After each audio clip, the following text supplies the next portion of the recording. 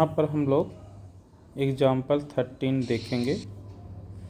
ठीक है, find the equation of curve passing through the point -2, 3। ठीक है, given that the slope of the tangent to the curve at any point xy is 2x/y²। जो भी जैसे यहाँ पर आपका एग्जाम्पल है, जैसे एग्जाम्पल 10 है, इसमें जो डिफरेंशियल इक्वेशन दिया गया है, जब इसको आप सॉल्व करते हो तो आपको जनरल सलूशन मिलता है। यह है आपका फैमिली ऑफ कर्व है। ठीक है, एग्जाम्पल 11 में ये जो डिफरेंशियल इक्वेशन दिया गया है, इसको आप सॉल्व करते हो तो जनरल सलूशन मिलता है। ठीक, और फिर 0,1 से पास करा देते हो तो सीक वैल्यू मिल जाती है। जब सीक वैल्यू मिल जाती है तो ये पर्टिकुलर सलूशन होता है। तो ये भी आपका कर्व है। ठीक है, तो ये कर्व है, तो आपको यहाँ पर भी कर्व ही बताना है। ठीक है, देखो लिखा गया find the equation of curve, कहने मतलब तुमको सलूशन फाइंड करना है। अब आपका कर्व -2,3 से पास कर रहा है, तो इसका मतलब सी आपको पता चल जाएगा।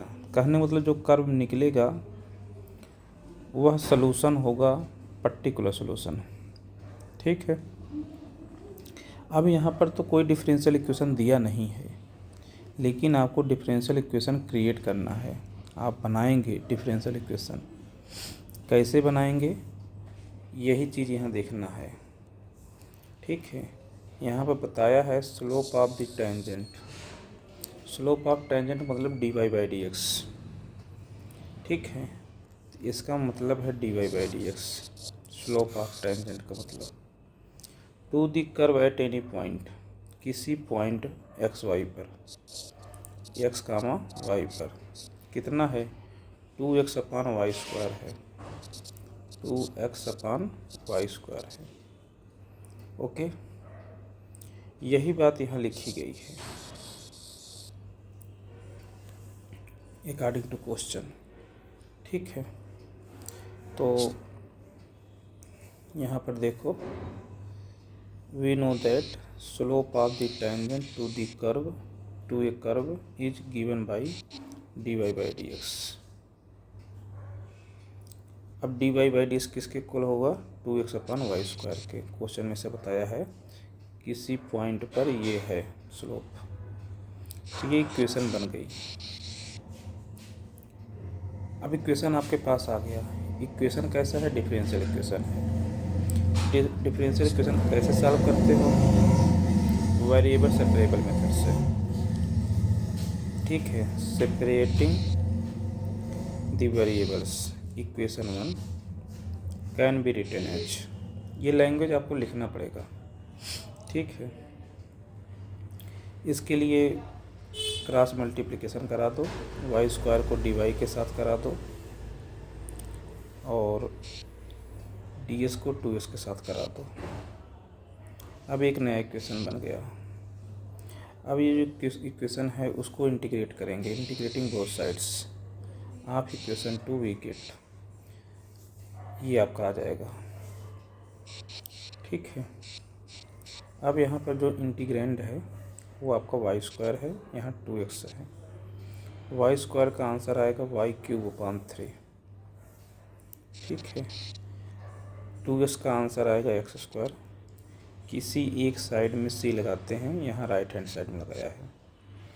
ये जो इक्वेशन 3 मिला है यही आपका जनरल सलूशन है, बट आपको पर्टिकुलर सलूशन बताना है, क्योंकि आपका जो कर्व है, ये कर्व जो है वह 2,3 से पास कर रहा है, -2,3 से पास कर रहा है। ठीक है, तो आप पास करा दीजिए इक्वेशन 3 को, -2,3।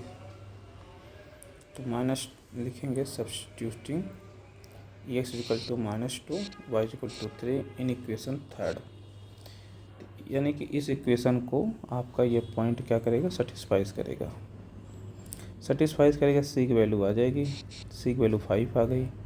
अब ये वैल्यू इक्वेशन 3 में रख दीजिए सी की, तो Y cube upon 3 equal to X square 5। यह आपका रिक्वायर्ड कर्व है, ठीक है, जो आपसे पूछ रहा था।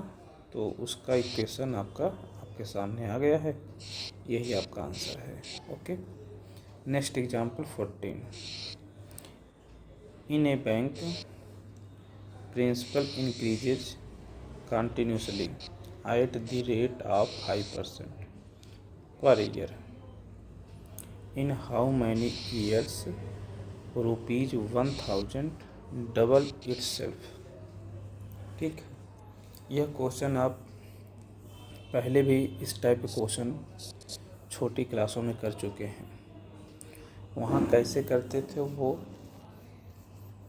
उससे कोई मतलब नहीं है। यहाँ पर कैसे करेंगे, डिफरेंशिएशन की हेल्प से करेंगे, इंटीग्रेशन की हेल्प से करेंगे। ठीक है, तो जैसे बोल रहा है यहाँ देखो रेट दिया है, ठीक, तो रेट आपका किसका रेट निकालेंगे, प्रिंसिपल। रेट को हम लोग जानते हैं सदैव टाइम के रिस्पेक्ट में निकालते हैं। तो D D T of P, D D T of P, ठीक है, कितना रेट है 5%। तो 5%, परसेंट मतलब 5/100, किसका, पी का।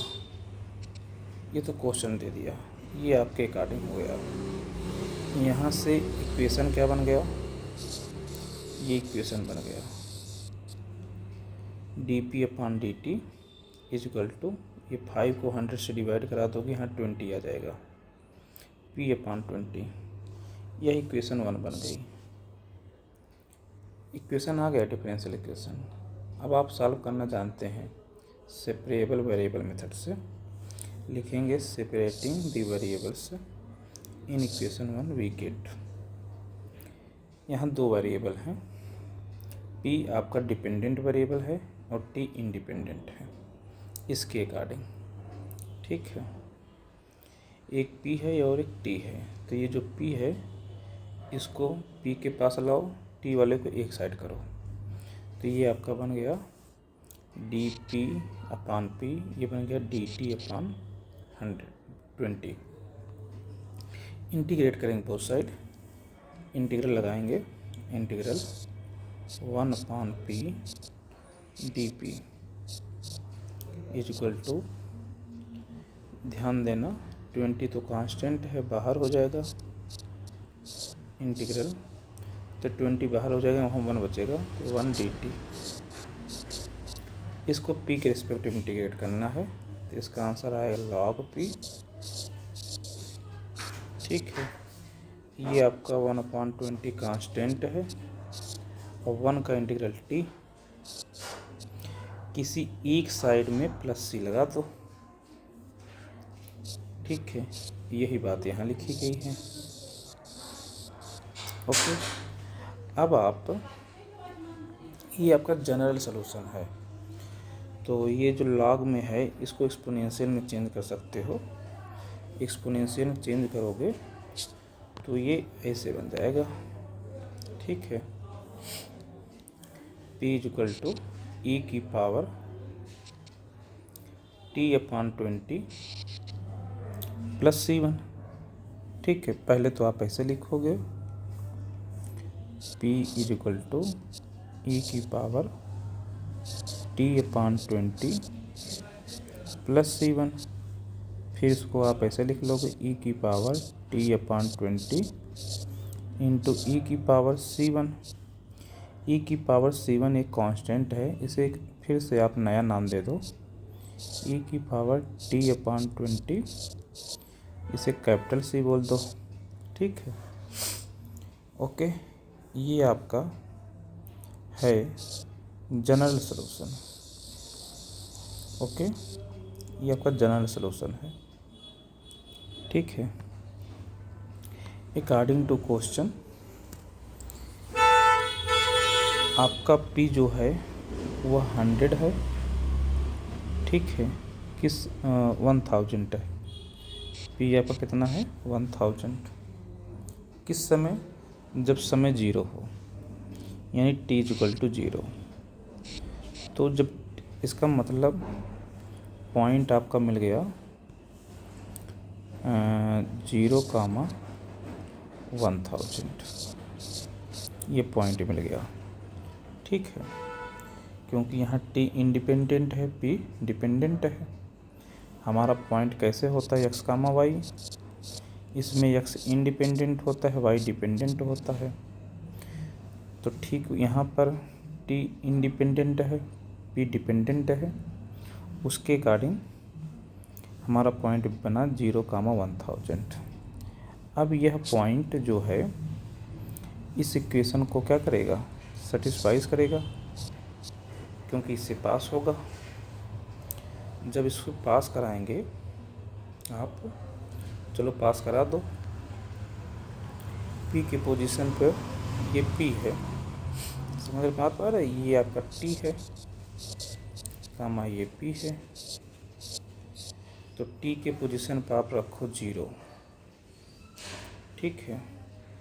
अब पी के पोजीशन रखो 1000, तो ये 1000 हो गई, इक्वल टू ई की पावर टी की पोजीशन 0 हो जाएगी इंटू सी।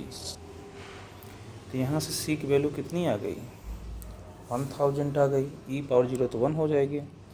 तो सी की वैल्यू कितनी आ गई, यहाँ से 1000 आ गई। यही बात यहाँ लिखी गई है, ओके। अब यह जो इक्वेशन है, यहाँ सी की वैल्यू 1000 रख दो, तो इक्वेशन आपका ये बन गया, ठीक है। यह जो सलूशन है, ये सलूशन है आपके इक्वेशन 1 का, पर्टिकुलर सलूशन है, ठीक है। अब इस इक्वेशन की हेल्प से पी और टी में रिलेशन है, और आपको आपको क्या पता करना है, हाउ मैनी ईयर टाइम, ठीक है, हाउ मैनी ईयर्स आपको टाइम बताना है जब आपका अमाउंट जो है वो कितना हो जाए, डबल इटसेल्फ। तो मान लीजिए कि आपका 2000 हो गया, 1000 था ना, वो 2000 हो गया, यानी इस पी के पोजीशन पर आप 2000 रख दो, और ये आपका 1000 एज इट इज लिख लो, ई की पावर t/20।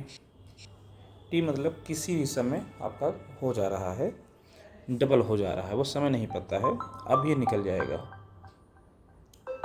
ठीक है। तो अब